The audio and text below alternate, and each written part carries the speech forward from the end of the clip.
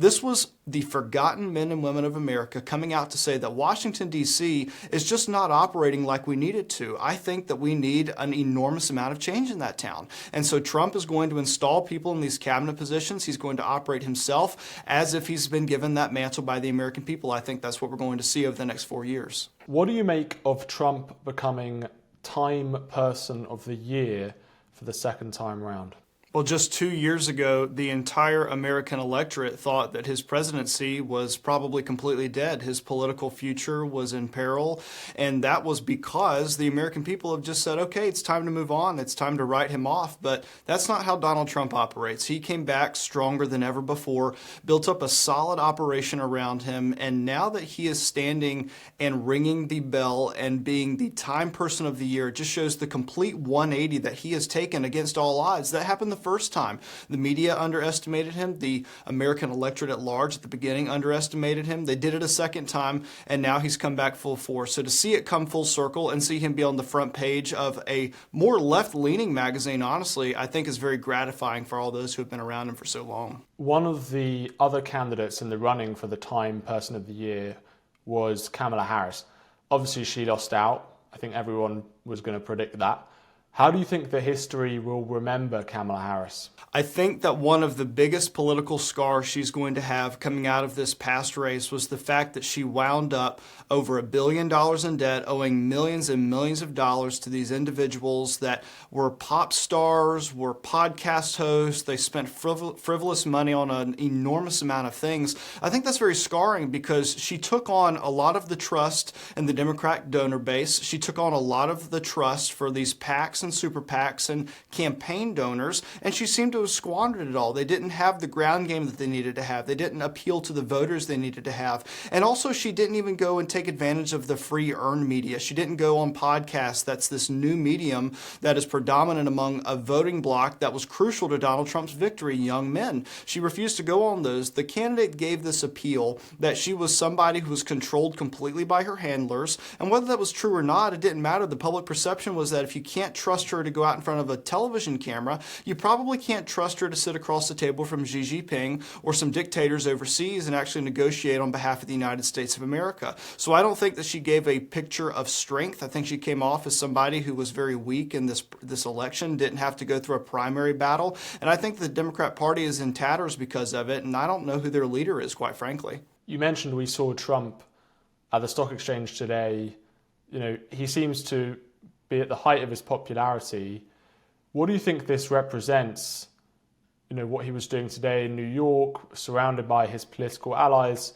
Do you think this is really peak Trump? I think it is probably peak Trump because this campaign surpassed the popular vote. It surpassed a lot of the voting blocs that historically have gone for Democrats. He made gains in areas like the Bronx. He made gains in areas like Detroit. He appealed to the libertarians. He brought in independents. He created this populist tent, and he delivered on an agenda that will work for all Americans. And so this camp is larger than ever before. It's not just about Republicans. It's about all Americans. And just look no further to the ground game that he had in a lot of these key states where they were willing to go into areas that a lot of other Republican candidates had just simply written off. And so now this tent is wider than ever before. I believe that this resounding victory is a direct mandate from the American people that they need somebody who is going to go and fight for them. This is what happened the first time around. It's what's going to happen the second time around. This was the forgotten men and women of America coming out to say that Washington, D.C. is just not operating like we need it to. I think that we need an enormous amount of change in that town. And so Trump is going to install people in these cabinet positions. He's going to operate himself as if he's been given that mantle by the American people. I think that's what we're going to see over the next 4 years. Let's talk about these pardons that Biden has issued today, dozens, and also 1,500 people's sentences being commuted. What do you think this says about the Biden administration, that they've set this record of pardons and commuting people's sentences in one day? I'm not surprised. It's going to take a while to go through all of these people and figure out what they were pardoned for. I mean, if these are violent offenders, if these are people who go back into society and start committing offenses again, then he has unleashed an enormous amount of pain on the American electorate and the American populace. I better not hear a single word out of the Democrats when Donald Trump comes into office and pardons the January 6 prisoners after what President Biden did today. Because Donald Trump has made good on many promises already by going around and establishing key relationships with people as he heads into this administration. He's going to make good on the promises he made on the campaign trail. And so I believe he is going to pardon those that he feels have been unfairly treated by the justice system. So you know what? If Joe Biden goes out and pardons people he believes have been unfairly treated by the justice system, he's president of the United States.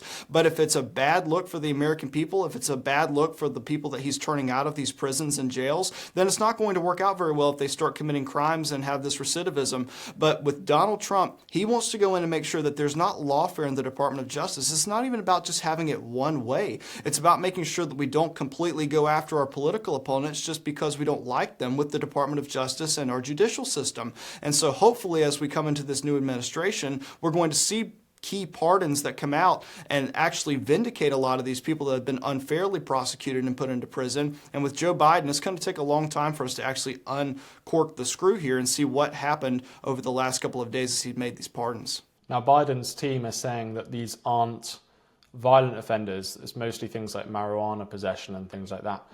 But he also pardoned his son, Hunter, which I think shocked some Democrats. He said, of course, that he wasn't going to do that.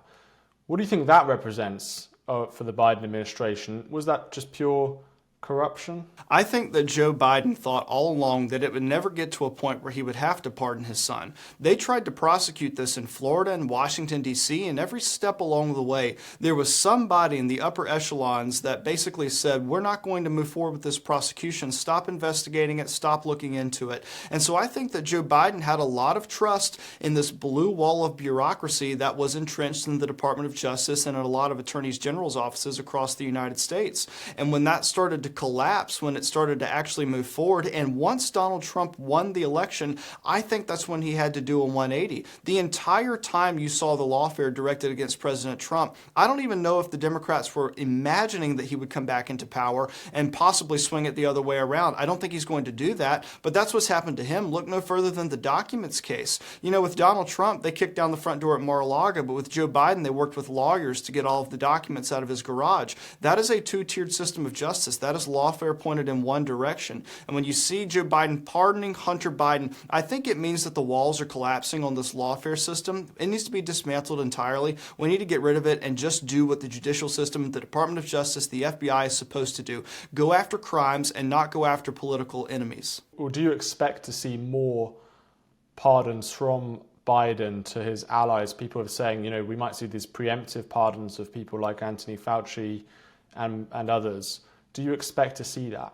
I do. Maybe I wouldn't have about a month ago before he pardoned Hunter Biden, but now the Band-Aid has been ripped off. I mean, anything goes at this point. I think you're going to see a lot of those preemptive pardons, and I also think there's going to be a lot of game tape from Democrats in the past that said Donald Trump better not preemptively pardon fill in the blank, a handful of people, his Republican allies. And so they said all along he would never pardon Hunter Biden. They also said all along that Donald Trump should not preemptively pardon his political allies. And so now that Joe Biden has done both of those things, or has done one and probably will do another one of those things, it's going to be really interesting to see how they start spinning this narrative against Joe Biden or try to justify what's happening here, because ultimately it comes back to what did he say and what did he do. It's a complete flip-flop. Do you think Biden cares about his legacy? I mean, he's so unpopular. If you look at the opinion polls, he's quite happy to make these controversial moves, particularly in the pardons. And, you know, he's an old guy. He doesn't have too much left, I guess, time in the world. So maybe he just doesn't care anymore about what people think of his legacy. I don't think that he is cognitively aware of what the American people's perception of his legacy is. I think that he has people around him who have told him that he is going to have an amazing legacy, that he's hearing exactly what he wants to hear. That's not going to be the case. I think that he would be a rather inconsequential president in the eyes of history. I think that he would like to think that he went in there and was somebody who had championed and saved democracy, when in fact he was just somebody who basically was strung along by his staff members and had lawfare expand underneath him and the deep state expand underneath him with all of these bureaucrats that were just kind of operating willy-nilly. They didn't have any sort of oversight from the Oval Office apart from the handlers that made the calls on any given day. So I don't think that his legacy is going to be one that is particularly of looming large in our history, but I think that he may, in his mind, believe that he has one that's something to be proud of. Thank you for watching this video. If you want to watch more content, please subscribe to our new GBN America YouTube channel. Thank you so much for watching GB News, the People's Channel, Britain's news channel.